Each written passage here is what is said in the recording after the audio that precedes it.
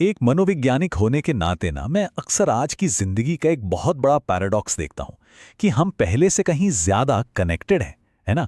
फिर भी ज्यादातर लोग पहले से कहीं ज्यादा अकेला फील करते हैं। ये कैसे हो सकता है? तो चलिए आज इसी कॉम्प्लिकेटेड पहेली को सुलझाते हैं और जानते हैं कि अकेले होने के इस एक्सपीरियंस में असल में एक छिपी हुई स्ट्रेंथ है, एक ऐसी ताकत जिसे हम सब यूज कर सकते हैं।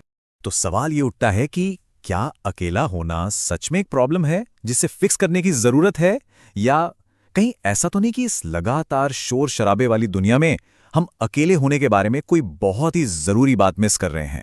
जरा इस नंबर को देखिए, 29%। वाह, ये थोड़ा शॉकिंग लग सकता है ना? पर रिसर्च यही बताती है कि हम अपने जागने के समय का मतलब लगभग 1/3 हिस्सा अकेले बिताते हैं। अब देखिए, इसका मतलब ये बिल्कुल नहीं है कि हम सब दुखी हैं। नहीं, इसका सीधा सा मतलब ये है कि अकेले रहना हमारी जिंदगी का एक बहुत बड़ा और नेचुरल हिस्सा है। अच्छा, इस पूरे सब्जेक्ट को सही से समझने के लिए ना सबसे पहले हमें दो शब्दों के बीच का फर्क समझना होगा। और ये ऐसे शब्द हैं जिन्हें हम लोग अक्सर मिक्स कर देते हैं, एक दूसरे की जगह यूज कर लेते हैं, पर साइकोलॉजिकली ये दोनों बिल्कुल अलग हैं। एक है सॉलिट्यूड मतलब एकांत, और दूसरा है लोनलीनेस यानी अकेलापन। और ये जो अंतर है ना, ये बहुत गहरा है। जरा सोचिए, सॉलिट्यूड यानी एकांत वो है जब हम जानबूझकर खुद के साथ समय बिताने का फैसला करते हैं, शायद एक कप चाय पीते हुए या कोई अच्छी किताब पढ़ते हुए। इसमें एक शांति है। वहीं दूसरी तरफ लोनलीनेस यानी अकेलापन, वो दर्द भरा एहसास है जब हम दूसरों के साथ तो रहना चाहते हैं पर रह नहीं पाते। वो एक खालीपन है। साइकोलॉजिकल रिसर्च का ये कोट इन दोनों स्टेट्स के बीच के मेंटल डिफरेंस को मतलब सोचने के फर्क को एकदम साफ कर देता है। अकेलापन वो एक कमी को पूरा करने की चाहत है, एक लॉन्गिंग है, जबकि सॉलिट्यूड में बस अपने साथ होना ही काफी होता है। It's simply enough. अच्छा, इसी कॉन्वर्सेशन में एक और शब्द आता है आइसोलेशन यानी अलगाव। अब ये क्या है? आइसोलेशन ना बस एक फिजिकल स्टेट है, मतलब आप सच में दूसरों से दूर हैं, पर जरूरी नहीं कि ये फील भी बुरा हो। जैसे सोचिए, कोई आर्टिस्ट अपने स्टूडियो में हफ्तों तक अकेले काम कर सकता है और वो पूरी तरह से सैटिस्फाइड फील कर सकता है। वो आइसोलेटेड है पर लोनली नहीं। तो ठीक है, अब जब हम इन शब्दों का मतलब समझ गए हैं, तो सवाल यह है कि ये फर्क जानना इतना जरूरी क्यों है? इसलिए क्योंकि जहां सॉलिट्यूड हमें ताकत दे सकता है, वहीं अनवांटेड लोनलीनेस हमारे लिए बहुत बहुत खतरनाक हो सकती है। देखिए, लंबे समय तक चलने वाले अकेलेपन का असर सिर्फ हमारे मन पर नहीं होता, इसका हमारे शरीर पर भी बहुत गहरा असर पड़ता है। सोचकर देखिए, ये स्ट्रेस हार्मोन कॉर्टिसोल को बढ़ाता है, हमारी नींद को डिस्टर्ब करता है, हमारी मेमोरी को भी कमजोर कर सकता है। कुछ स्टडीज तो ऐसे प्रीमेच्योर मोर्टेलिटी यानी समय से पहले मौत के बढ़े हुए खतरे से भी जोड़ती हैं।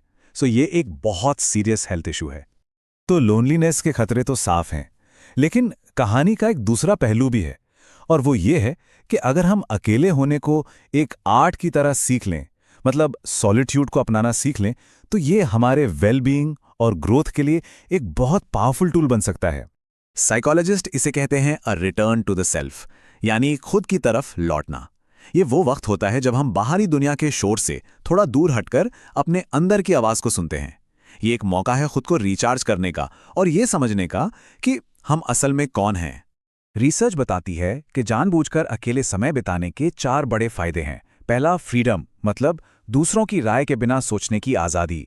दूसरा, क्रिएटिविटी, इससे नए नए आइडियाज आते हैं। और तीसरा, ये बड़ा इंटरेस्टिंग है, इंटीमेसी, जब हम अकेले होते हैं तो हम अपने रिश्तों को और ज़्यादा गहराई से फील कर पाते हैं। और आखिर में स्पिरिचुअलिटी, ये हमें खुद से बड़ी किसी चीज़ से जुड़ने का मौका देता है। तो इस पावर को हम यूज़ कैसे करें, खासकर क्रिएटिविटी के लिए? इसकी प्रोसेस बहुत दिलचस्प है। सबसे पहले अपने दिमाग को ना बस भटकने का मौका दें, माइंड वॉन्डरिंग, जैसे वॉक पे जाते हुए या शावर में। फिर कोई ऐसा हल्का फुल्का काम करें जो दिमाग को बस थोड़ा सा बिजी रखे।